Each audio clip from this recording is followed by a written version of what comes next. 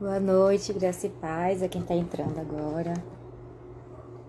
Sejam bem-vindas a uma nova live, a mais uma live da sessão Cuidando de Si e das Outras, da MCM, Mulheres em Ação, Mulheres Cristãs em Ação, em Missão, na verdade, né? Mulheres Cristãs em Missão. Para quem chegou agora, para quem caiu de paraquedas aqui nessa live, é uma live que aborda sobre a saúde durante esse mês de março, que é o mês da mulher. Estamos abordando sobre a saúde da mulher em várias faixas etárias da vida. E já tivemos live com a oftalmologista, com a dermatologista. A live de hoje é com a doutora Zeilda, uma ginecologista. E tem sido gratificante, tem sido construtivo e tem ensinado bastante sobre saúde para várias mulheres da nossa comunidade. Meu nome é Julie, eu sou estudante de medicina, convidada para poder intermediar com essas médicas e profissionais incríveis, né? Nós também temos nutricionistas. Sempre é bom lembrar, né, do nosso papel, assim, né? O objetivo principal desse mês é justamente o cuidado do nosso corpo por ser o templo do Espírito Santo, por ser a responsabilidade que Deus deu a gente, né, a mordomia do nosso próprio corpo. E também, como é uma dos pilares desse mês, desse projeto de cuidando de si e cuidando das outras, nós temos que cuidar de nós mesmos para poder sermos instrumentos do Senhor, do Espírito Santo, na vida das outras pessoas. Então, precisamos estar saudáveis para nos manter cuidando das pessoas que Deus coloca nas nossas vidas, para poder sermos esse instrumento de transformação. Eu continuo convidando a Ana, em alguns segundos ela deve entrar para orar.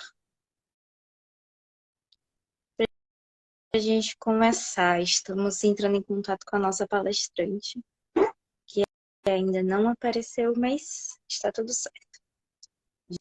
Já teremos uma ótima conversa sobre ginecologia e cuidados ginecológicos. Peraí. Gente, peraí, deixa eu virar de novo. Toda vez é isso. Boa noite, boa noite. Graças a Deus. Tudo bem, doutora? Eu consegui falar com ela. Não sei se ela já entrou aí. Você viu? Ela entrou. Pronto. Graças a Deus. Então, nós estamos aqui, mas está me ouvindo bem? Tá, né? O microfone está chiando um pouco. Tá? Tá ruim? Eu acho que mau contato mesmo. Agora foi, agora dá para ouvir.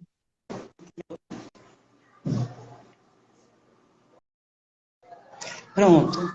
Então, essas lives, o nome proposta, né? Uma série, cuidando de si e das outras. Nós já tivemos a presença da doutora Cananda, dermatologista, a doutora Laís, Adriele, oftalmologista, e agora a doutora Zeilda, ginecologista, para falar um pouquinho das problemáticas e do que a gente pode fazer para se cuidar melhor como mulher, né? E também para que a partir daí eu possa cuidar da outra também, porque a gente só pode ajudar, a gente só pode dar, se entregar, contribuir, alimentar, estender a mão, escutar, proteger, acudir e abraçar, se eu realmente me cuidar primeiro. É isso então. É necessário que, em primeiro lugar, eu me sinta cuidado por mim mesma, por mim mesmo, para que depois tenha a capacidade de cuidar do outro, né? Então, o Senhor Jesus Cristo nos disse, o primeiro e grande mandamento é amar ao Senhor teu Deus de todo o teu coração, de toda a tua alma, de todas as tuas forças. E o segundo, semelhante a este, é ama o teu próximo como a ti mesmo. Então eu preciso me amar para amar o outro, para cuidar do outro. Nós vamos orar, agradeço a Deus a todas que estão aqui. Procurem aí, convidem suas colegas, suas amigas, para que estejam aqui conosco. Manda um aviãozinho aí, viu? Vamos orar então. Senhor nosso Deus, muito obrigada, Senhor, por esta noite. Obrigada, Senhor, por este dia. Obrigada por esta semana. E já estamos chegando ao final dela. E até aqui o Senhor nos tem ajudado. Até aqui o Senhor tem cuidado de nós, principalmente. Sabemos desse cuidado, Deus. Obrigada, Senhor. Nós só temos a te agradecer. Obrigada por esta oportunidade, pela vida da doutora Zeilda, porque ela se propôs, se predispôs a estar aqui conosco, a nos ajudar, a nos esclarecer, a tirar as nossas dúvidas e a responder os nossos questionamentos. Abençoa a tua serva, Senhor, continua abençoando a vida dela, que ela continue sendo esse vaso de bênçãos nas tuas mãos para abençoar a nós outras e a tantas mulheres que ela tem abençoado durante a sua carreira, durante a sua trajetória cristã. Ó Deus, continua a falar conosco, dá-nos uma noite em paz, e fica conosco, em nome de Jesus. Amém, amém, amém.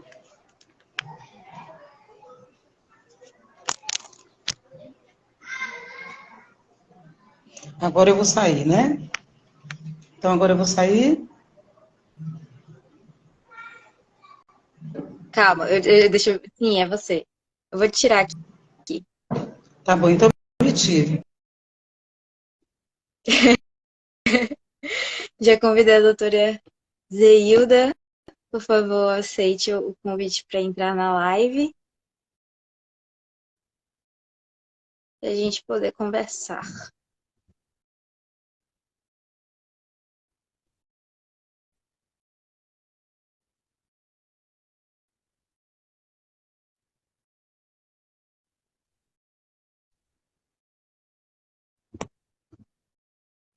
Olá. Sua câmera está virada para o outro lado. Agora.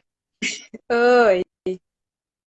Tudo bem? Boa noite. É um prazer estar aqui com vocês nesse mês da mulher, não é verdade?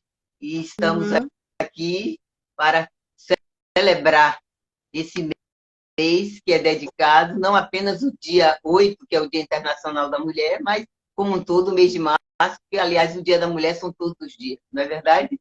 Então é um prazer estar aqui com vocês. É um prazer ter você aqui com a gente, doutora Zeilda. A gente vai apresentar ela para vocês. Doutora Zeilda é ginecologista e obstetra, é especialista em patologia do trato genital inferior e colposcopia, em citopatologia, né? E fez formação em terapia familiar. A sua internet deve estar caindo um pouquinho, mas tá conseguindo ouvir direito? Estou lhe ouvindo.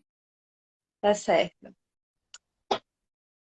Então, doutora Zeilda, se você quer falar alguma coisa, quer se apresentar um pouco mais? Então, é um prazer estar aqui, não é? Boa noite a todos.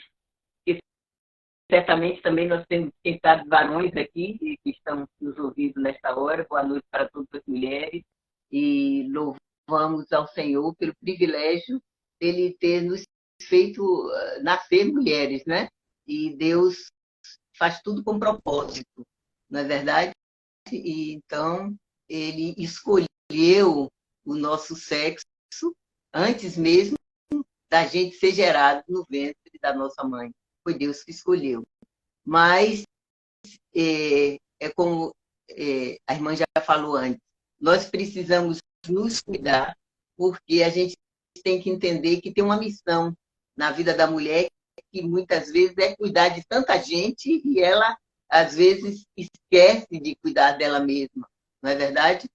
Então, para que ela possa cuidar de outros, é importante que ela primeiro entenda de que ela precisa se cuidar.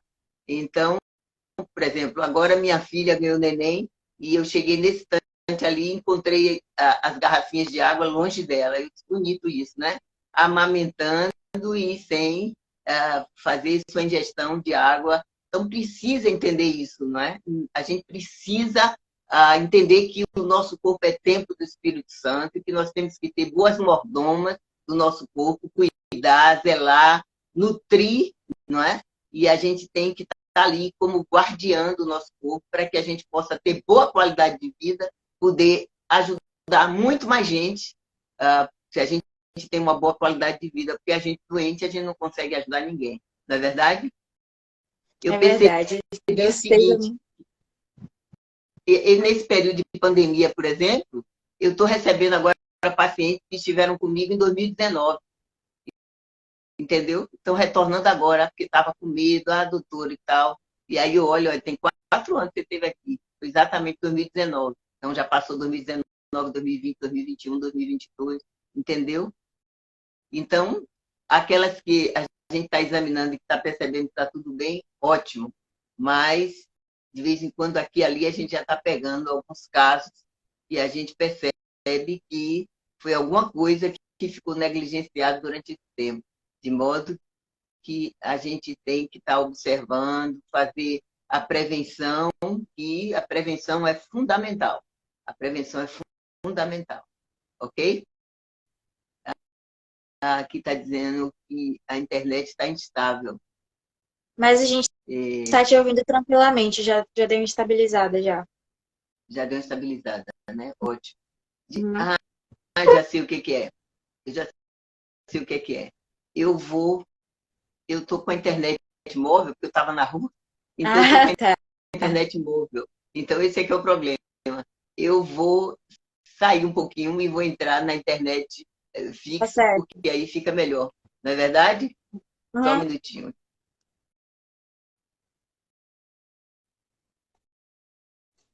Sim, sim. Sim, eu acho que a gente está tendo um probleminha, infelizmente, né? Infelizmente. Porque realmente a gente está sem conseguir a conexão com a doutora Zeilda. Até o meu está aqui rodando alguma coisa aí, não sei porquê.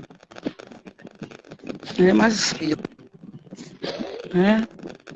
nós vamos então, irmãs, nós vamos orar, né? E mais uma vez colocar diante de Deus essa situação e pedir a Ele que, se não for dessa vez, não puder ser agora, que a gente veja outro dia com ela, que ela possa, né, estar conosco. Tá bom? A gente pode fazer assim, então? Aí depois a gente vai entrar, vai tentar novamente, né, Júlia? Se conseguir, tudo bem. Se não, a gente vai ter que marcar para outra ocasião. Tá bom? Então vamos orar. Mais uma vez eu quero dizer que o objetivo nosso nessas lives é fazer com que nós despertemos o cuidado com o nosso corpo. Eu percebi a doutora Zeilda falando no início de que precisamos cuidar desse corpo, que é o templo do Espírito Santo, do Senhor.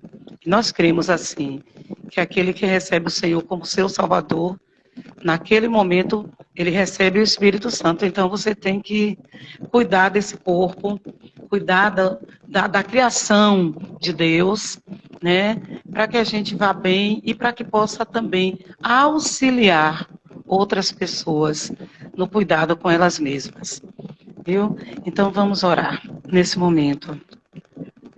Aí depois, ela está dizendo que vai tentar, né? Outra. Vamos lá.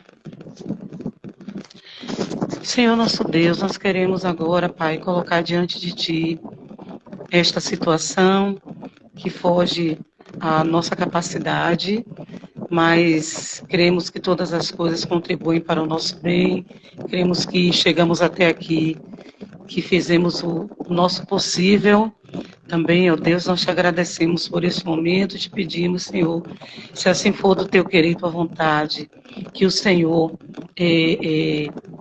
dê essa condição à doutora Zeilda de estar conosco neste momento, ó Deus, para que possa nos abençoar com a capacidade e sabedoria que o Senhor deu a ela, Senhor.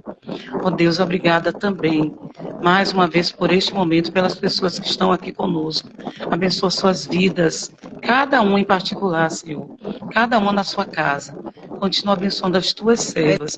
E mais uma vez, eu peço uma bênção em nome de Jesus para a doutora Zeilda, para a vida dela, para o trabalho dela, o ministério que ela tem, Senhor. Nós sabemos que ela tem um ministério muito grande com mulheres, de abençoar cada vida, de abençoar as vidas que estão nas mãos dela, ó Deus, não somente como médica, mas como serva tua, ó glória. Glórias ao Senhor. Te pedimos, Senhor, a tua bênção sobre a tua serva. Dirige a vida dela, dirige esta live, Senhor, e continua falando conosco. Sabemos que o Senhor tem muito que falar conosco. Abençoa a tua serva, em nome de Jesus, em nome de Jesus. Amém, amém. Ana, eu fecho a live e abro de novo ou não preciso? Não sei. Não sei. Incrível. O que é que eu faço? Os universitários aí, as ajudas. Como é que a gente faz? A doutora Zeilda já está aí, graças a Deus. Então, você vai tirar, você vai me excluir agora, né? Tá Eu vou bom. sair. Eu, viu? Tá certo. E ela vai ficar. Ok, tô te tirando. O fone, será que vai? Pronto. Agora melhorou. Pronto. Melhorou. Deixa assim. Eu vou ficar aqui, não tem problema não. Tá certo. Agora melhorou. Vou ficar Glória a Deus. calada. Pronto. Deus é fiel, Deus é bom. Aleluia. É. Glória a Deus. Tá me ouvindo bem agora? Glória a Deus. Que Deus. Estamos. Graças a Deus. Então, olhe bem o seguinte, é importante, como eu falei, o cuidado com a prevenção, os exames clínicos periódicos, os exames ginecológicos periódicos, avaliar as mamas é extremamente importante, não apenas esperar o outubro rosa, mas é interessante que de 6 em 6 meses a mulher esteja fazendo uma avaliação das suas mamas. Nós já estivemos num congresso de ginecologia, onde foi relatado o caso de uma paciente médica, ginecologista, ela fazia o periódico dela no mês de novembro. E quando foi, tipo assim, faltavam uns 3 meses para completar, acho que era por volta do mês de agosto, descobriu alguma coisa e, não, mas eu fiz o meu periódico em novembro do ano passado. Mas qual não foi a surpresa desagradável? Era um câncer de mama, que nesse intervalo pequeno, em menos de um ano, apareceu. Então, é extremamente importante essas inflamações, é importante pesquisar, nada de ficar, por exemplo, às vezes fica usando um creme que a amiga indicou e não faz o exame, que às vezes é necessário a gente fazer uma cultura da secreção para poder avaliar, para ver se aquela inflamação, qual é a agente que está causando aquilo, às vezes é o micoplasma, o streptococcus, a galacté. Tem casos que a mulher pode até ter aborto, o parto prematuro, se ela não fizer o tratamento correto. A paciente chegou agora recentemente me contando, teve uma infecção urinária provocada por um streptococcus, que foi detectado através de uma cultura da urina, não é? Então, é extremamente importante avaliar isso aí. Ela quase perde os rins, ficou internada, foi para UTI. Então, é importante. Por isso, um simples exame de urina, uma simples cultura da secreção vaginal. Então, é importante a gente estar cuidando para que a gente tenha condições de ter qualidade de vida para cuidar dos outros. Tá bom, gente? A atividade física é extremamente importante, faz parte, mente sã e corpo são, não é? Então, é importante a gente estar cuidando de todas essas coisas, ter uma boa nutrição, uma boa higiene mental, isso é importante.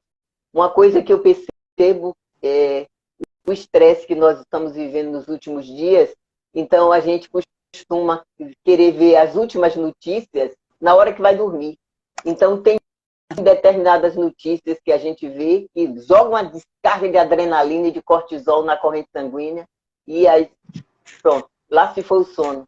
E aí, no dia seguinte, lá vem o cansaço, lá vem a fadiga, lá vem o aumento da pressão arterial e você fica procurando saber o que é. Simplesmente tem que mudar os hábitos. Porque se você se deixa levar pelo impacto de uma notícia ruim, na hora que você vai deitar, às vezes é na cama, você ajeita o travesseiro, recosta e começa a olhar o celular. E ali você fica, não é, recebendo aquelas notícias que lhe deixam extremamente estressado, principalmente, digamos, se a mulher está numa fase do período pré-menstrual, na fase de tensão pré-menstrual. Então, com isso, ela fica pior ainda. Então, nós temos que tomar todos esses cuidados, fazer a higiene do sono, para que a gente possa ter uma boa saúde mental, tá em condições de levantar e enfrentar o dia seguinte, tendo suporte para dar suporte para outras pessoas. Não é verdade? Sim. Então, isso é importante. Às vezes você está com a infecção urinária baixa, que se você não trata, aquela infecção urinária pode se transformar numa pielonefrite e acabar com o seu rim, que às vezes você pode até precisar de hemodiálise, essas coisas. Por quê? Porque não fez a prevenção que deveria ter feito, porque foi displicente, porque foi negligente, porque não cuidou do santuário. Então, nós precisamos cuidar do nosso corpo, porque o nosso corpo, nós transportamos a vida de Deus dentro de nós. Então, isso é importante. Erro grave, é isso mesmo, minha filha, é um erro grave. Então, nós temos que nos cuidar para que a gente possa ter pés como os da costa em lugares altos, não é? Ok? Nós estamos aqui à disposição, se quiserem fazer alguma pergunta. Ainda bem que a gente conseguiu vencer esse gigante. A gente tem que matar um milhão de gigantes todos os dias, não é verdade? Mas é isso. Exatamente isso para o pessoal, exatamente isso para o pessoal, que o chat está aberto para vocês fazerem perguntas. Doutora Zeina, se não se importar, eu tenho umas perguntas disparadoras, enquanto o pessoal não faz pergunta, é para a gente seguir a nossa discussão, tá bom? Tá bom. A senhora está falando aí, já falou hoje qual é a frequência que deve ser feita a avaliação das mamas, acompanhamento médico. Mas assim, uma mulher, com quantos anos ela precisa ir começar a ir ao ginecologista? Qual a idade mínima que ela deve começar a acompanhar? Quando ela começa a menstruar, entendeu? Ela deve procurar um ginecologista, porque antes ela está sendo acompanhada pela pediatra, não é verdade? Agora, claro que tem casos que antes mesmo de menstruar, a menina precisa de um ginecologista. Teve um caso, por exemplo, que a gente fez o pré-natal, fez o parto dessa menina, e quando estava com mais ou menos uns 2, 3 meses de vida, precisou fazer uma consulta ginecológica, porque ela tinha, os pequenos lábios eram coaptados, entende? E a gente precisou de fazer um tratamentozinho para poder entreabrir aqueles seus pequenos lábios. Então, o exame de colposcopia tem que fazer a partir de que idade? Se ela já iniciou a atividade sexual, ela pode começar a fazer colposcopia, não precisa ter uma idade mínima para poder fazer isso, entendeu? Digamos, a Organização Mundial de Saúde agora quer que só inicie fazer exame preventivo a partir dos 24, 25 anos. Eu, particularmente, não concordo com isso. Por que não concordo? Porque a gente está vendo que as meninas, infelizmente, estão iniciando a vida sexual cada vez mais precoce. Então, é importante fazer essa avaliação. Alguém perguntou aqui sobre colonoscopia. Eu ia falar sobre isso e essa pergunta é bem pertinente. Por quê? Porque colonoscopia também é um exame preventivo. Entendeu? É um exame preventivo. E, às vezes, pacientes se surpreendem e dizem, doutor, é a primeira vez que alguém me pede esse exame. A gente pede esse exame. Por quê? Porque a gente tem visto determinadas coisas que poderiam, digamos, ter surpresas altamente desagradáveis se não tivesse feito a prevenção. Então, muitas vezes, a paciente não está sentindo nada, e quando a gente faz a colonoscopia, às vezes tem um pólipo no colo transverso, na sigmoide, e quando a gente vê esse pólipo, já tinha uma displasiazinha que estava começando ali. Como era uma displasia leve, com a retirada do pólipo, digamos, ela volta depois de 2 anos, para poder fazer a revisão. Se não encontrou nada na colonoscopia, basta repetir esse exame depois de 5 anos. Eu estava falando com uma determinada pessoa, porque ela estava ficando obesa e estava com uma deseducação alimentar daquele jeito, né? Completamente indisciplinada. E um dia eu olhei para ela e fiz: vem cá, você não quer criar sua filha? Na época que eu perguntei isso, ela estava com a filha de 4 para 5 anos. E aí a gente estava numa reunião assim tal, e ela me chamou e disse: você não sabe o que aconteceu. Eu disse: o que foi? Eu fiz a colonoscopia e deu que eu estava com câncer, entendeu? Inicial. E a médica me pediu para que eu voltasse com 6 meses para repetir a colonoscopia. Então, olha aí a questão de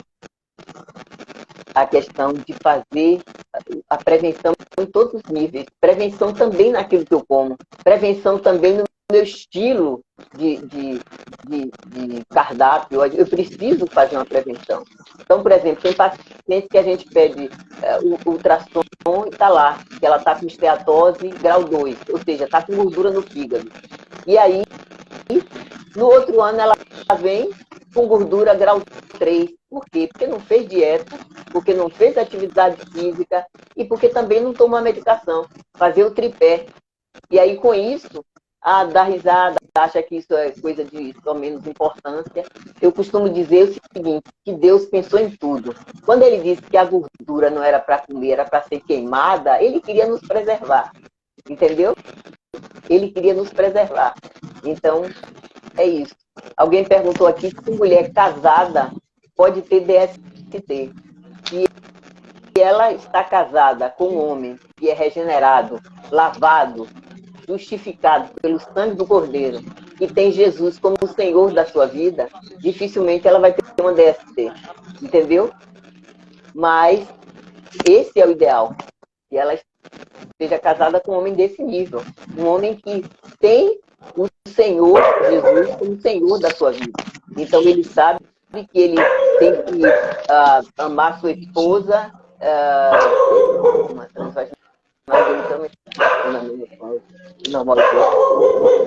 vou responder já. Então é importante que ele preze a sua esposa, porque se ele falhar, Deus vai cobrar isso dele. E ela pode adquirir uma doença sexualmente transmissível, não é?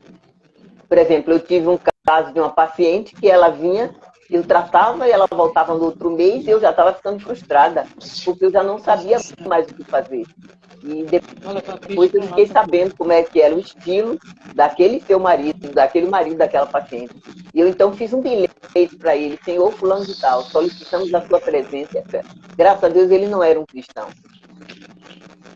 Então eu disse: estamos solicitando a sua presença urgente para tratar de assuntos concernentes à saúde da sua mulher. E ele veio correndo: do que se trata, doutora? E aí eu fui dizendo para ele: eu estou tratando, e ela está repetindo, e uma hora vem tricomonas, e outra hora vem clamídia, e outra hora vem... Então eu fui dizendo para ele: e aí o que está acontecendo? Doutora, a senhora sabe, né, que todo homem trai. Isso aí, não, todo homem não trai. Quem trai é um homem covarde. Porque a Bíblia diz que, lá em Provérbios 16, 32, se não me falha a memória, que é melhor o valente do que o herói de guerra. O que domina o seu espírito é o melhor do que o que toma uma cidade. Entendeu? É dominar o espírito. Ele é casado com aquela mulher, fez uma aliança com ela, pode passar ali quem passar. Pode passar... Quem passar rebolando nua na frente dele, mas ele sabe que ele tem um compromisso, ele tem uma aliança com a mulher da sua mocidade. E o Senhor diz: eu sou testemunha de que você foi infiel. Tá certo? Então, aqui alguém falou o seguinte, perguntou: eu estou na menopausa e agora deu que meu útero útero está aumentando. Isso não é para acontecer. Se você já entrou na menopausa em torno de 5, 6, 8, 10 anos e seu útero está aumentando, então é necessário ter uma atenção especial, um olhar especial para isso.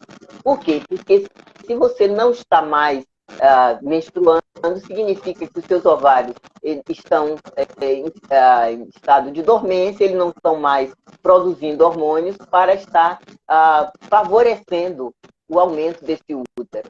Então, se ele está aumentando, a gente investiga. Tanto é que quando a paciente tem mioma, a gente diz, você já está entrando na menopausa, é provável que esse útero não cresça a partir de agora, entende? Então, se está crescendo, precisa investigar, ok? Só um segundo. Ana, por favor, desliga seu microfone, que está chiando. Desligar mesmo no Instagram. Vai ter o sinalzinho do microfone aí. Aí você desliga e está atrapalhando. Aí. Pronto, resolveu. Por quanto tempo se faz a reposição hormonal? Isso é uma polêmica, porque uns acham que a mulher só para de fazer a reposição hormonal na cerimônia fúnebre.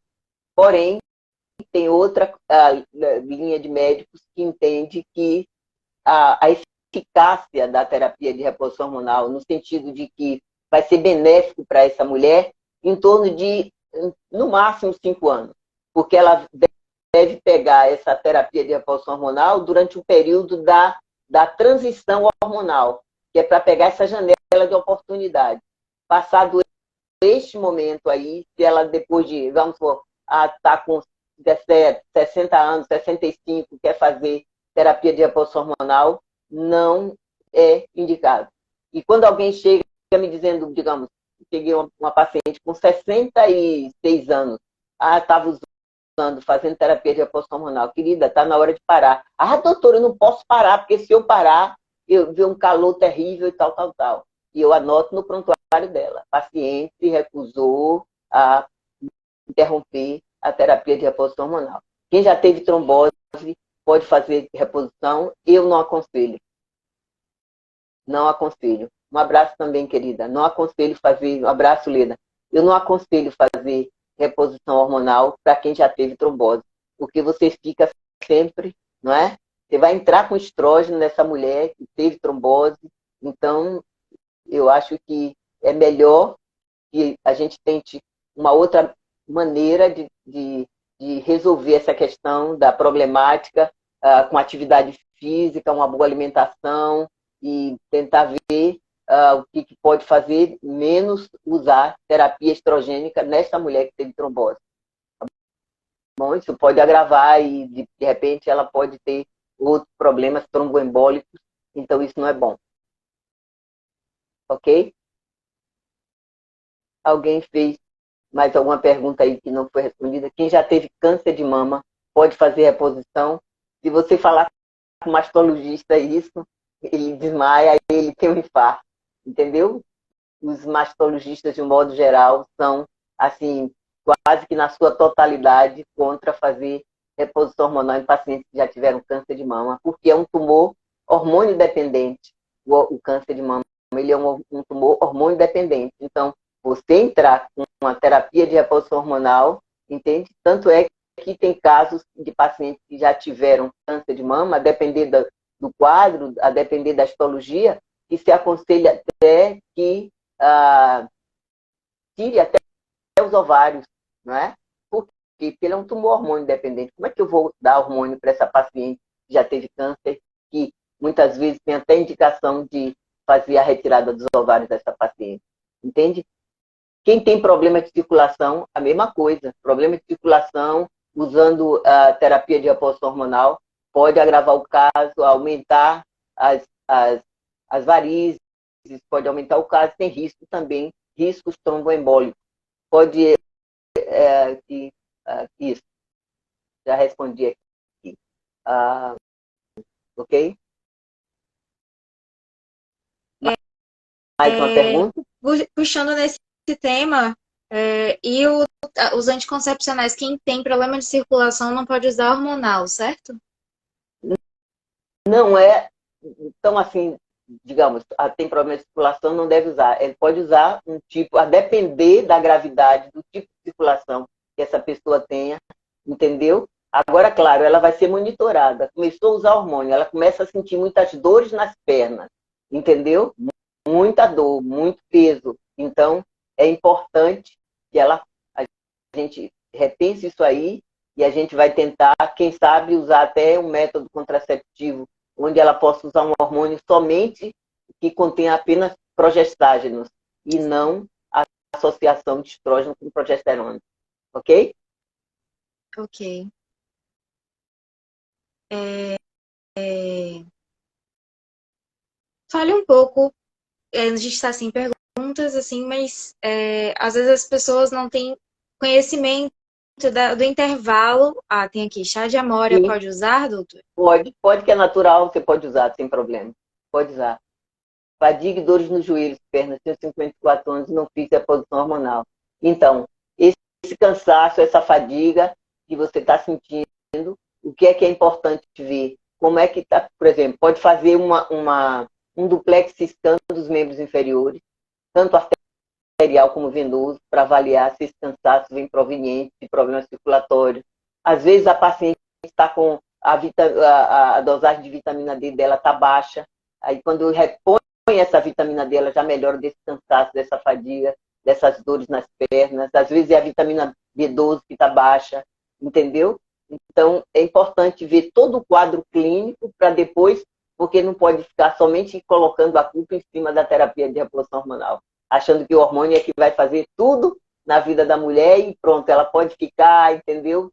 Sem cuidar de nada e achando que tudo é o hormônio que faz. Não é assim, tá bom? Com certeza. Agora, fale um pouco sobre os intervalos dos exames preventivos que a senhora estava falando, tanto do Papa Nicolau quanto da mamografia.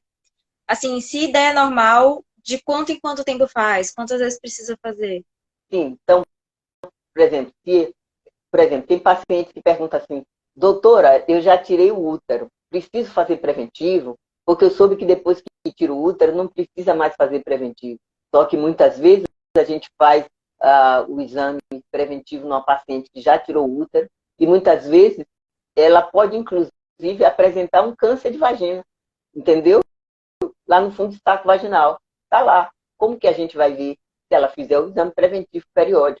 Então, se ela não tem nada, anualmente ela vai e faz a revisão dela. Que é como eu falei aqui. Porque quando ela faz o exame, a gente não faz simplesmente o exame para olhar a genitália dela. A gente olha a mulher como um todo.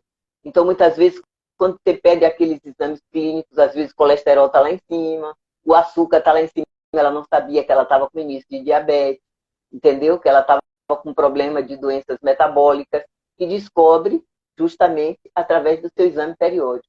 Então, isso é importante de fazer esse acompanhamento, ok? É importante fazer isso. Então, se está tudo bem, repete anualmente. Agora, tem casos que a gente faz o tratamento e a paciente retorna antes mesmo de completar 6 meses, às vezes com 3 meses. A gente faz uma avaliação, por exemplo, dos ovários de uma paciente que já está menopausada. Se esses ovários se apresentam aumentados, essa paciente tem que voltar com 3 meses para a gente reavaliar. Porque se ela já está menopausada há 3, 4, 5 anos, por que esse ovário está aumentado? Teoricamente, era para que ele tivesse diminuído, não é? Hoje pela manhã, eu atendi uma paciente, ela está menopausada há uns 8 anos, e o endométrio dela, a cavidade interna do útero, deu, digamos, um pouquinho aumentado. E, então, eu encaminhei para que ela fizesse a esteroscopia. Só que o colega que ia fazer a esteroscopia achou que não, que pode esperar e tal. E a paciente que trabalha com um médico que faz ultrassonografia, ela disse, olha, doutor, eu faço acompanhamento periódico e dava sempre 4 milímetros no meu endométrio. Agora deu 6,5. Então eu disse, então, aparentemente está discreto o aumento. Só que considerando que vinha dando 4, 4, 4 e agora foi para 6,5, eu já tenho que ficar atento para isso. Eu quero investigar mais. Pode ser que seja só um pólipo dentro da cavidade uterina, mas pode ter um câncer inicial de endométrio. E eu só vou saber isso quando colher aquele material do endométrio, levar esse material para fazer o exame anatomopatológico, e esse, então, resultado desse exame é que vai me dizer se eu vou ficar tranquilo ou não. Entendeu? Aí não, tudo bem, não deu nada, só uma fase proliferativa aqui, que aconteceu, não é nada, ou então é só um pólipo, é benigno, não deu nada, mas pode ser um câncer sensível do endométrio. Então eu preciso saber, e para saber, eu vou até o final da investigação, ok? Foi isso que eu disse para ela. Disse, você está me dizendo que ele dava sempre 4 milímetros. 4 milímetros. O que aconteceu? Que agora ele deu 6 milímetros e meio. Se você não está menstruando mais, entendeu? Não está tendo mais estímulo hormonal. Ela não faz uso de terapia de reposição hormonal. E esse endométrio dela deu discretamente testado. Então é melhor investigar. Entendeu? Então isso é importante. Então fazer prevenção. Às vezes a mulher está, digamos, uma coisa que é importante. Ela está com, digamos, uma coceira na vulva, né? Então, a amiga dela disse que ela usa tal creme que ela vai ficar bem, que estava assim, que usou o creme. Mas às vezes não é isso. Às vezes ela pode estar com um câncer de vulva inicial, entendeu? Por isso que está usando os cremes e não está resolvendo. Então, por isso que é importante fazer o exame para a gente avaliar. Às vezes a gente encontra uma manchinha lá na vulva e a gente vai e encaminha para fazer uma biópsia e vai avaliar se aquela manchinha é simplesmente alguma coisa benigna. Às vezes, a gente pode fazer um tratamento com corticoide e aquela coceira desaparece. Mas não pode ficar simplesmente querendo generalizar, achando que tudo é cândida, não, nem tudo é cândida. Então a gente tem que investigar isso direitinho, ok? Ah, é fungos, não é? Então fazer a prevenção nesse período, principalmente esse período de verão, evitar ir à praia e passar o dia todo com o maiô, o biquíni molhado, secando no corpo. Já sabe que é isso mesmo que o fungos gosta, né? De proliferar a partir dessa umidade, evitar usar calcinhas úmidas, usar calcinhas de lycra, melhor calcinha de algodão. Tem que tomar esses cuidados para poder ter justamente uma maior tranquilidade, mais qualidade de vida. Ok? Isso mesmo, que Deus nos livre de tudo mal. Ok? Com certeza. Mas, Com é uma certeza. pergunta? Não tem nenhuma pergunta, mas assim, eu posso continuar perguntando aqui.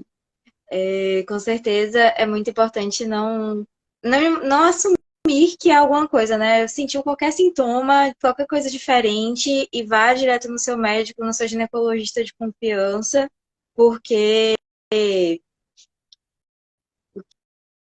quando já passou do tempo. Como assim, Lúcia? Eu não entendi a sua pergunta.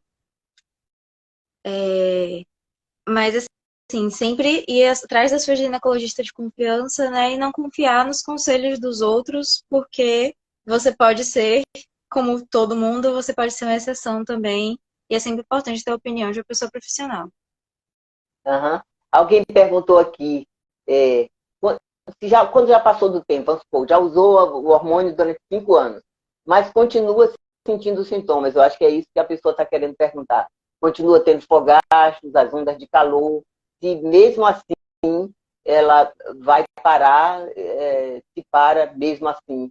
Melhor parar e investigar, porque, por exemplo, ela pode estar tendo problemas de calor, não necessariamente por conta dos hormônios estrogênicos que caíram por conta da menopausa. Ela pode estar com problema de distúrbio de tireoide, que também pode dar esse calor, entendeu? Isso mesmo, é de parar a reposição hormonal, entendeu? Porque o que é que acontece?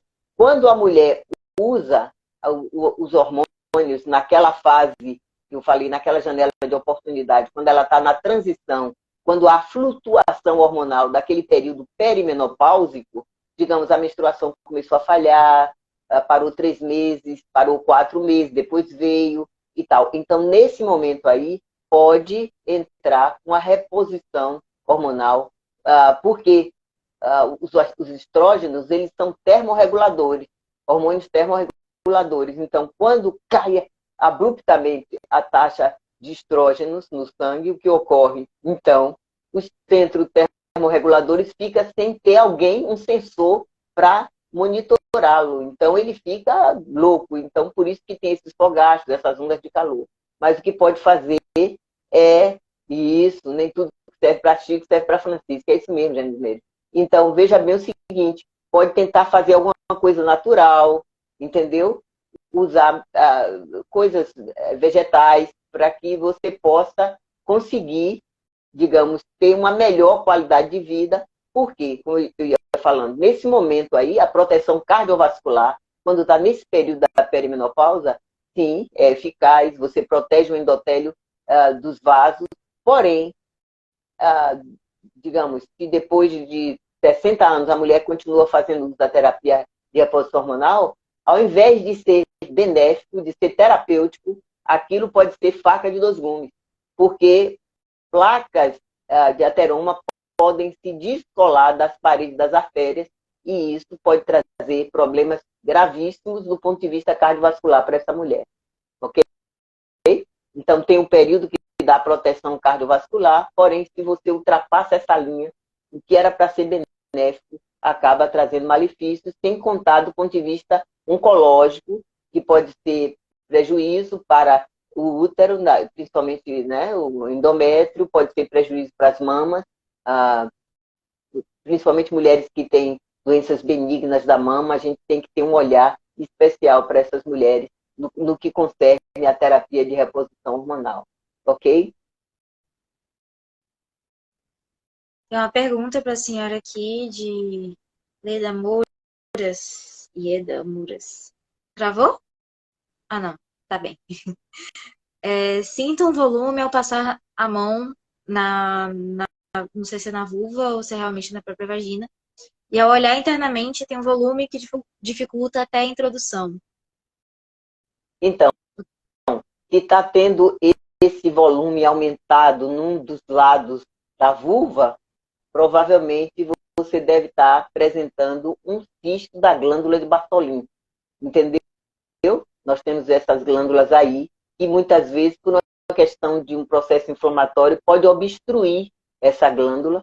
E com a obstrução da glândula, às vezes faz um abscesso, que a mulher sente dor, tem febre, e tem um conteúdo purulento, né, com muito pus naquele abscesso, que muitas vezes precisa drenar aquele abscesso. E depois da drenagem, aguarda, e se por acaso vier apresentar novamente, não é? Volta a drenar, ou então aguarda a fase em que a gente chama de cisto, quando já é um processo crônico, mas a glândula continua grande, então nessa fase em que está com cisto da glândula de Bartholin, pode fazer a cirurgia, entendeu? Porque ela está na fase aguda, pode fazer a drenagem do abscesso. Às vezes nem precisa fazer drenagem, às vezes a gente já entra com a medicação e pode vir uma drenagem natural e naturalmente todo aquele conteúdo pode ser drenado naturalmente. E às vezes não, às vezes a gente precisa drenar com bisturi, toda anestesia e tudo mais. Ok? Então, provavelmente deve ser isso. Um cisto da glândula de Bartholin. Ela disse que o volume não tem trazido dor. Então, pode ser cisto. Se não traz dor, se estivesse trazendo dor, febre, poderia ser um abscesso da glândula de Bartholin. Mas, se não tem dor, é apenas o volume aumentado, então a gente diz que isso tudo indica que é um cisto da glândula de Bartholin. Aí, se já está nesse volume, que você tenta introduzir até o dedo para tocar, sente que tem dificuldade, então vai precisar de fazer uma cirurgia, que é para retirar esse cisto, que vai tirar a cápsula para impedir que volte de novo a encher. Aí tira a cápsula e aí, então, pronto, fica tudo resolvido. Ok? Nesse momento aí não está um momento que, digamos, há um pus, nem aquela franca inflamação. Não. Aí é só um cisto. Ok? Entendido. Mais uma pergunta? Não, não tem nenhuma pergunta, mas você pode falar um pouquinho sobre a higiene das partes íntimas. Sim. Então, você pode fazer o seguinte. Uma coisa que eu quero dizer, que é extremamente importante. A umidade relativa do ar aqui da nossa cidade é muito alta. Então, uma das coisas boas para a gente pensar na higiene da nossa genitália é evitar absorvente íntimo diário. Entendeu? Porque, às vezes, você usa achando que está... Ah, não, para não sujar minha calcinha. É melhor, se você vai passar o dia todo fora, leve 2 calcinhas na bolsa e você troca de calcinha. É melhor do que você estar usando absorvente íntimo, porque você vai abafar essa vulva. Sua vulva está precisando de ventilação, e aí você tem um absorvente, ainda tem uma calcinha por cima, ainda tem a roupa que você usa, pode estar de calça, principalmente se você está de calça jeans. Então você abafa muito essa vulva e depois você vai ser penalizada por isso. Entendeu? Pode promover o aparecimento de fungos, de bactérias, de outros tipos de inflamação que poderia evitar se ela estivesse sendo bem tratada. E você fazendo assim não está tratando bem sua vulva, muito pelo contrário, ela está sendo maltratada, tá certo? Então você pode usar o sabonete íntimo sem problema, um sabonete que tem um pH compatível com o pH da sua vagina. O pH geralmente é um pH mais ácido, o pH da vagina. Se você usa um sabonete com pH mais alcalino, isso pode ser um pouco mais agressivo, entendeu? Então, isso é importante você fazer para evitar que você venha a ter infecções repetidas justamente pela falta de vigilância com relação à higienização. Tá bom? Mais alguma pergunta? Não tem mais nenhuma pergunta aqui. De preferência, procurar dormir sem calcinha, isso é importante, para que a vulva esteja sempre bem ventilada. Isso é muito bom. Ela precisa disso, entendeu? Por exemplo, eu estava num congresso em São Paulo, onde eles estavam falando e tal, e fazendo a propaganda de um absorvente íntimo da mulher e tal, da marca tal, e fazendo a propaganda. Eu disse, isso pode ser bom aqui para São Paulo, mas lá para a Bahia, de jeito nenhum. País tropical, entendeu? Altamente, às vezes, nós vemos que num dia a gente tem uma umidade relativa do ar aqui, às vezes, de mais de 60%. Entendeu? Então, isso não é bom. Você está usando. Lá em São Paulo é diferente, mas nos lugares em que a umidade relativa do ar é muito alta, não é bom você usar absorvente íntimo, de hipótese nenhuma. Tecido sintético para as calcinhas também não é bom de jeito nenhum. Ok? E isso, geralmente, dormir sem calcinha é importante para deixar a vulva respirar à vontade. E ela agradece. Ok? Alguém mais tem alguma pergunta para fazer para a doutora Zeilda? Os nossos últimos momentos, as nossas últimas perguntas. Agora é a hora de vocês para fazerem essas perguntas.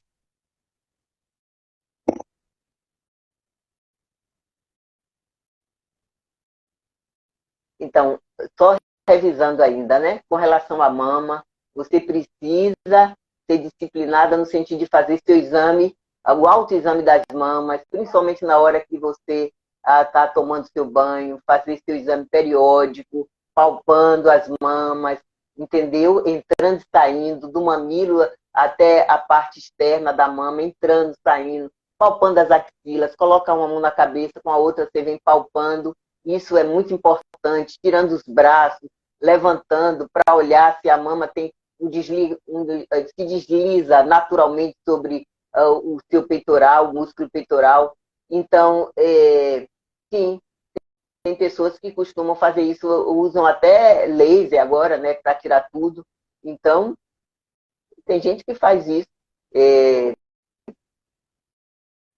Mas se você puder, digamos, não tirar... Eu entendo assim, que tudo que Deus fez é bom. E recebido com ações de graças, nada é recusável. Entendeu? Então você pode fazer a sua higiene, sim. Pode, digamos, deixar tudo bem aparadinho. Não necessariamente você está fazendo a tricotomia totalmente para retirar tudo. E até porque tem mulheres que fazem a tricotomia, que fazem a raspagem, falando uma linguagem que todo mundo entenda. E aí o que é que ocorre? Às vezes ela começa, quando os pelos começam a crescer, ela começa a se coçar muito, entendeu? e aquilo ali começa a irritar a vulva. Aí fica a faca de dois gumes, entendeu? Começa a coçar muito. Então, você também aparando, deixando bem aparado, e nas regiões da lateral, você pode, então, fazer sua depilação sem problema. Ok? Tá bom, gente. Certo, muito obrigada, doutora Zeilda, pelos ensinamentos, Ok. por todo o seu conhecimento, por se esforçar para poder estar aqui com a gente. Quando levar adolescente para o ginecologista? Então, é isso. Quando ela começou a menstruar, é bom que ela vá ao ginecologista para a gente conversar sobre a questão da periodicidade da menstruação, avaliar como foi essa primeira menstruação, se teve problema de cólico ou não. Se me diz, não, minha primeira menstruação já foi com muita dor, então a gente já fica com as antenas ligadas com relação à possibilidade dessa menina vir apresentar endometriose, entendeu? Então, a gente tem que estar atento com relação a isso. Se essas cólicas vão aumentando, então é importante que essa mãe leve essa menina para a gente estar podendo monitorar isso melhor, já desde o início, porque se essas cólicas são cada vez mais intensas, às vezes ela começa a sentir essa cólica 10, 12 dias antes da menstruação. Então, a gente tem esse olhar para perceber que ali por trás dessas cólicas intensas já pode estar vindo um processozinho de estar sinalizando o sinal amarelo para vermelho da presença da endometriose. E o que é isso, endometriose? É a presença de tecido que era para estar dentro da cavidade do útero, que ele começa a aparecer em outros sítios. Pode aparecer em cima da bexiga, pode aparecer na trompa, pode aparecer nos ovários, entende? Pode aparecer no peritônio. O que é peritônio? É uma camada.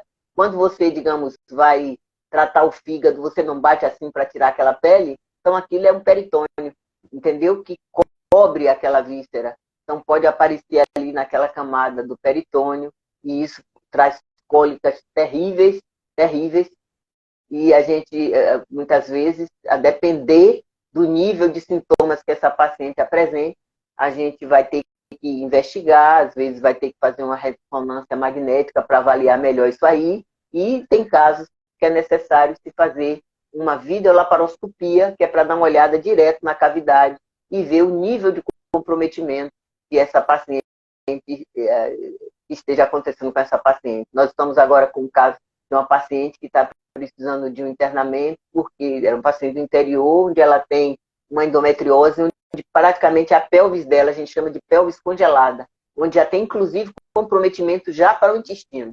Então, é um caso que não vai poder ser tratado somente por um cirurgião ginecológico, mas ela também vai precisar de um cirurgião geral para poder fazer a abordagem de toda essa região, não apenas da região pélvica, no que concerne aos órgãos genitais, mas também a sua parte intestinal, que também já está comprometida. Então, por isso que é importante que a menina já desde cedo comece já ir até para a gente orientar com relação à higiene, entendeu? Porque às vezes a menina adolescente é meio que desligada com relação a essa questão da higiene. Então, isso, trocar a calcinha, ter o cuidado da periodicidade da troca da calcinha, entendeu?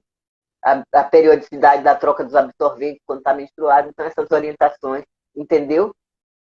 Tomar remédio para suspender a menstruação é errado? Então, depende. Se você tem uma menstruação que não é uma menstruação fisiológica, entendeu? O que é que eu digo fisiológica? É uma coisa que vem normal todo mês, amém. Então, se não é uma coisa que você tem muita cólica, você tem muita dor, tem casos que a gente vai ter que suspender sim a menstruação. Mas se você menstrua regularmente, entendeu? Então, se você, todo mês, é aquele relógio, sua menstruação, você vai suspender para quê? Até é tipo assim, um relógio para mostrar que do ponto de vista, digamos, do seu aparelho reprodutor, está tudo saudável. Está havendo uma boa conexão entre o seu hipotálamo, sua hipófise, seus ovários, está tudo bem conectado de tal forma que mensalmente o seu útero está descamando porque os seus ovários estão sendo, digamos, acionados a cada mês a partir do seu hipotálamo, da sua hipófise. Então, significa que estão trabalhando. Porque, por exemplo, uma paciente, se ela tiver ovários polimicrocísticos, ela não vai menstruar todo mês. Entende? Ela vai ter ciclo anovulatório. E ela vai passar, às vezes, 6 meses sem menstruar. Então, se você está menstruando todo mês e você não tem problemas seríssimos de dor e tal, ótimo. Entendeu? Então, essa questão de dizer que, não, só se você sangria desnecessária, não. Sangria desnecessária se você tem hemorragia. Mas eu acho que Deus não ia colocar nada desnecessário em nós. Então, se ele colocou para a gente menstruar, aquela mulher, sim, precisava de uma cura porque ela estava com hemorragia há 12 anos. Aí é diferente. Precisava parar a hemorragia daquela mulher. Mas se você tem um fluxo menstrual, que é, digamos, aquela periodicidade de 3, 4 dias, depois de 3, 4, 5 dias aquilo se resolve, não vejo porquê. Não tem cólicas severas, nada disso, não tem porquê. Entendeu?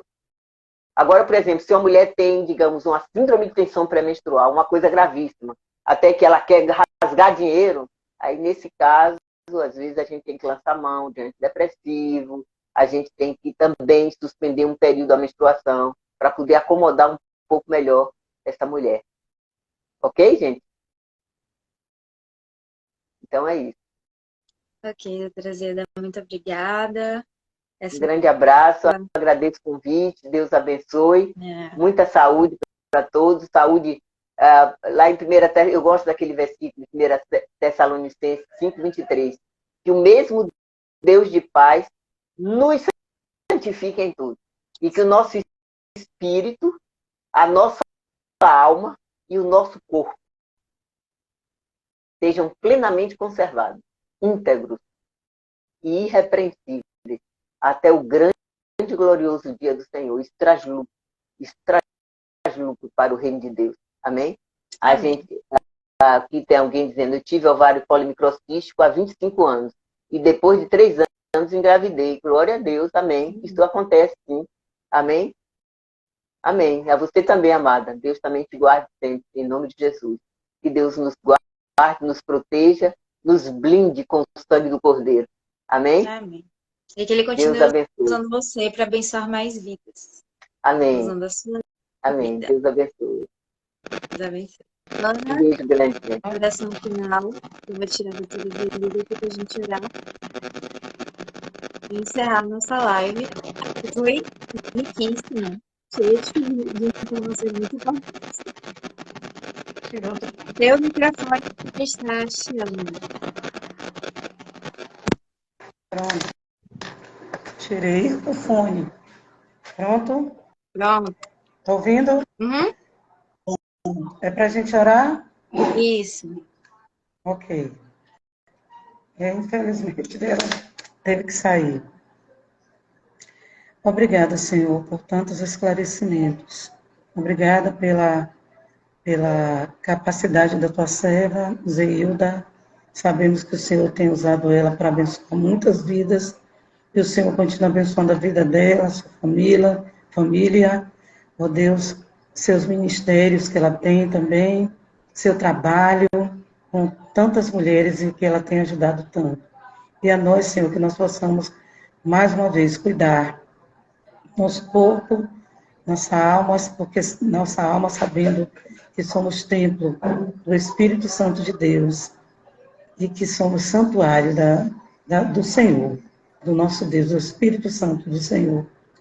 Obrigada por esta noite, obrigada, Senhor, porque o Senhor nos deu essa oportunidade e diante de tantas dificuldades com essa tecnologia, graças a Deus podemos ouvir a tua serva. Obrigada pela vida de Julie, Senhor, continua abençoando os seus estudos como futura médica, que o Senhor abençoe a vida de Julie, dando sabedoria a ela, capacidade para saber também ser usada, para que seja usada pelo Senhor, para abençoar vidas. Ó Deus, dá-nos a noite em paz. Obrigada por tudo. Nós agradecemos, te pedimos essas bênçãos em nome de Jesus. Amém. Amém.